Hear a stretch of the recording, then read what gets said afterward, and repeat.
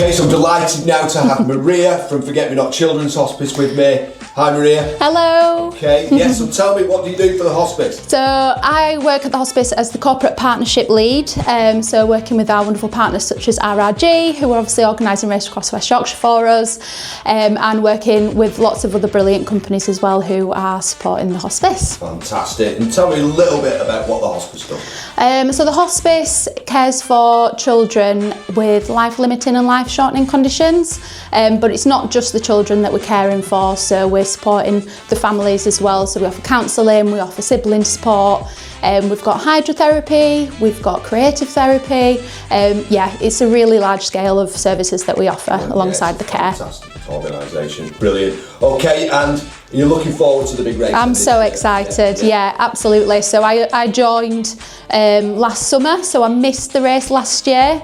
I've seen a lot, I've heard a lot, and I'm super excited to be involved in it this time round. So yeah, looking forward to it. Great, and what's your role going to be on the day then? So I'm going to be out and about. I'm going to be in one of the RRG vehicles, just stopping by at some of the checkpoints, seeing how the team are getting on, making sure that everyone's safe in the race, and yeah, cheering everyone on, encouraging everyone. Brilliant. And at the end of the day, it's all about raising money, isn't it? It's all about fundraising. So Absolutely. You've got a fundraising page? We have got a fundraising page, and all of our teams have got fundraising pages as well. Right. So yeah, absolutely. Brilliant. Well, thanks for joining us. I hope you really enjoy it. I'm sure you will. Thank you so much. All the teams are going to have a great time. Yeah, thank you. Really looking forward to it. Thank you.